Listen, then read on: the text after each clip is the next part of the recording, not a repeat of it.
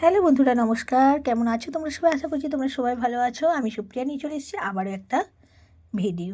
আর আজকের ভিডিও কিন্তু একটা ফুলের গজরা কীভাবে তৈরি করব সেইটাই আমি তোমাদের সঙ্গে শেয়ার করব।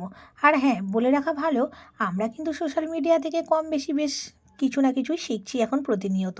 আর সোশ্যাল মিডিয়া থেকে শিখে আমি কি শিখতে পারলাম সেটাই তোমাদের সঙ্গে আজ শেয়ার করব।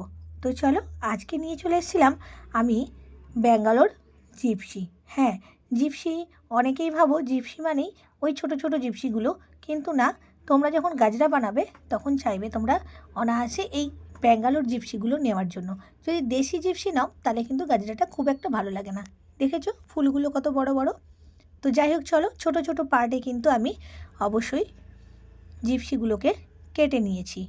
এবং দেখো, এইবার একটা সুতোর সাহায্যে আমি কিছু কিছু করে বাঁশ তৈরি করে নিচ্ছি, ছোট্ট ছোট্ট বাঁশ তৈরি করে নিচ্ছি 5-6টা করে স্টিক নিয়ে।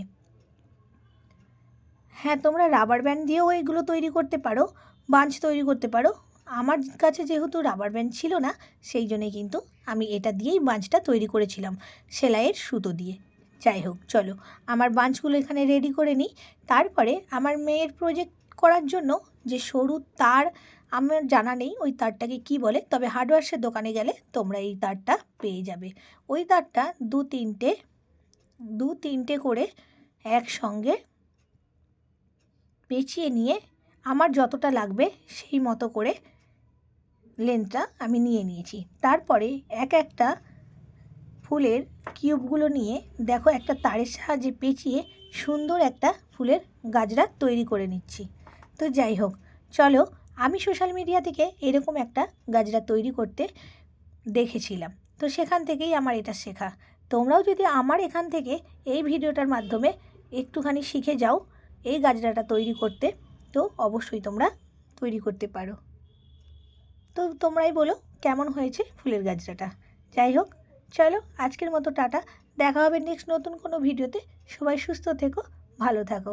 দেখো আমার গাজরা কিন্তু একদম রেডি। আর খুব অনায়াসে তোমরাও কিন্তু এইভাবে তৈরি করে নিতে পারো ফুল। তাহলে ভিডিও আজকের মতো এখানেই থাকলো। দেখা হবে আবার নেক্সট নতুন কোনো ভিডিওতে। সবাই সুস্থ থেকো, ভালো থেকো। আর হ্যাঁ, এই গাজরাটা কিন্তু অবশ্যই বাড়িতে বানিও। যদি তোমরা কখনো অনুষ্ঠান বাড়ি যাবে, নিজেরা মেকআপ করে যাবে, তো সেক্ষেত্রেও কিন্তু এরকম একটা গাজরা বানিয়ে হেয়ার স্টাইল করে যেতে পারো। আর এটা নিজেরা বানিয়ে নিজেরাই হেয়ারে ব্যবহার করতে পারো খুব অনায়াসে, কারোর সাহায্য লাগে না।